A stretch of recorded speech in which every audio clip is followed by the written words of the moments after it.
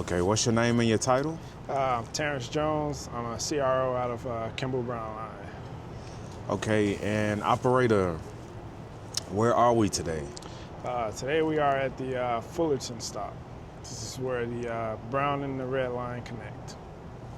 And can you give me some history? How did you get started with CTA, previous lines, and where did you flag? How did you get to the position you're at today? So back in, I believe, June of 2023, I started as a CSA actually. So I was sitting in the booth on the Brown Line at Kimball. I did that for about 3 months, and then I applied for a flagger position. I was also flagging out of Kimball. I did that for about 4 months, and I was sent to RTO class.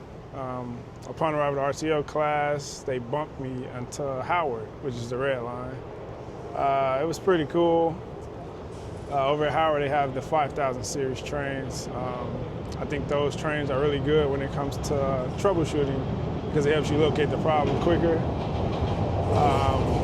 Ultimately, I was bumped back into Kimball, where I am now, so I'm just operating out of the Brown Line at Kimball. So when you initially got bumped from Brown to Red Line, how did that make you feel? Were you upset? I wasn't upset. I was a little nervous because it was starting at a new line. Had to get familiar with the routes. Didn't want to mess up anything or get a safety or anything like that. So it was just more like jitters and nerves than being upset. I wasn't really upset. I was happy to just be operating anywhere actually. So talking about the difference in routes, how was that Red Line route versus this Brown Line route? Because I know elevated Brown Line could be a lot of moving parts. Red Line could be a lot of moving parts because it goes from two sides. You know, it goes from all the way up north to the south side. Mm-hmm. And I know it does go through elevated structures in a way. And there's a lot of signals. And how did you navigate learning that route and just being comfortable? I think it was more so the training trains for the Red. We did training trains about 4 times before we actually started line instruction. And for Red, it's pretty much a straight shot. So from Howard to 95th is pretty much a straight shot. There's not really much turns. It just goes from the elevated into the subway. For Brown, it kind of was more difficult because you get more turns. It's like Tower 18, Tower 12. So you get routed in different routes at different junctions. You got to make sure you're watching your lineup. But for Red, it's pretty much straightforward, just a straight shot. What advice would you give to somebody that's gonna do a Red or Brown Line operator and navigating those signals and just being comfortable? Any route, whether it's red, brown, green, blue, pink, any route, just make sure you're watching your lineups, your switch points, and study your signals. It's kind of like just driving a car, knowing what signals to take, what signals mean which to stop or go. So study your lineups and pay attention to your switch points, and you'll be all right. It's not as hard as people think. It's actually pretty straightforward and easy. Okay, operator, so can you speak on the difference of equipment? I know Brown Line got some ancient dinosaurs, and the Red Line has those shiny new not new, but they got the 5000s, newer trains. Can you speak about that?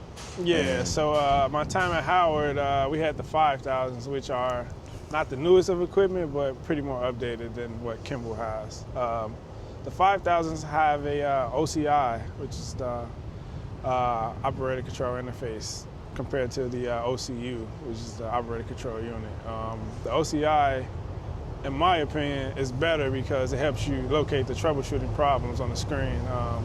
So for instance, in the summertime when when the sun is really beaming, it's hard to notice your OSLs as far as like finding an open door or parking issue or something like that. At Kimball and the Brown, we have the 2600s and the 3200s. There's 2 different type of master controllers for those. The 26 has, similar to the 5000, it's like a up and down lever.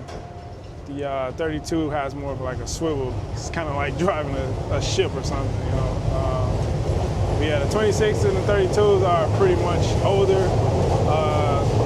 In my opinion, they break break down more than the 5,000s.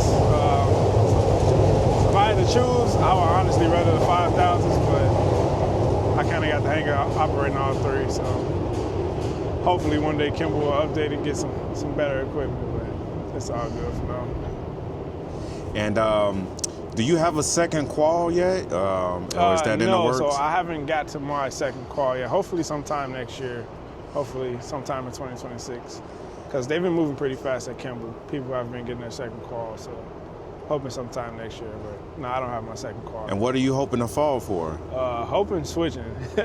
I'm hoping I can fall switching, but if I fall tower, it's all good. I mean, I wouldn't complain. Why would you prefer switching? From what I've seen, switching isn't as difficult as I believe tower would be. Tower, I feel like it's more responsibility. Just being in the tower and having to route different trains through different routes at those junctions seems like it can get a bit difficult. Switching, you're more at your terminal, laying up trains, put outs, cutting, adding, dropping sleeve scrapers, raising sleeve scrapers. So I just think being in the yard would be a little more easier than being in the tower. Okay, can you let the people know about what it takes to be a good operator from a standpoint of duties and responsibilities, as far as like being on time, preparing your train for service? What kind of person does that take? I don't think it takes a specific person. I would say more so just taking your time and actually learning your job. So as far as like preparing your train for service, you want to make sure you're doing everything that they told you to do, because you want to go out and have any problems and it comes back on you that you didn't prepare your train for service, such as operating and your springs aren't attached and they hit a person berthing in the station or something like that, or your train uncoupling.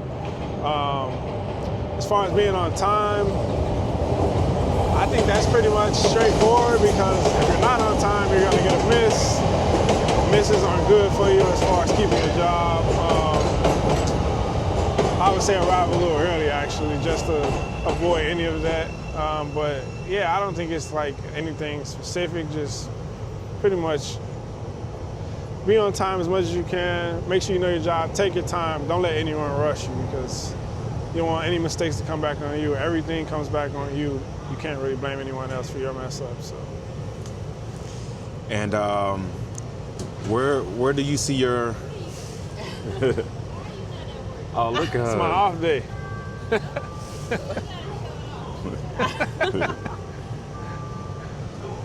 And where do you plan to take it from here? Where you see yourself in taking your career and moving on? One of my goals I want to get to is being an instructor, honestly. I like to one day be able to teach new operators how to operate, and not even just operate, CSA, switching, every qualification that CTA has to offer. I like to be able to teach that to new employees and people who come along into the company. It's probably one of my biggest goals. That's what I'm striving for right now, to one day become an instructor.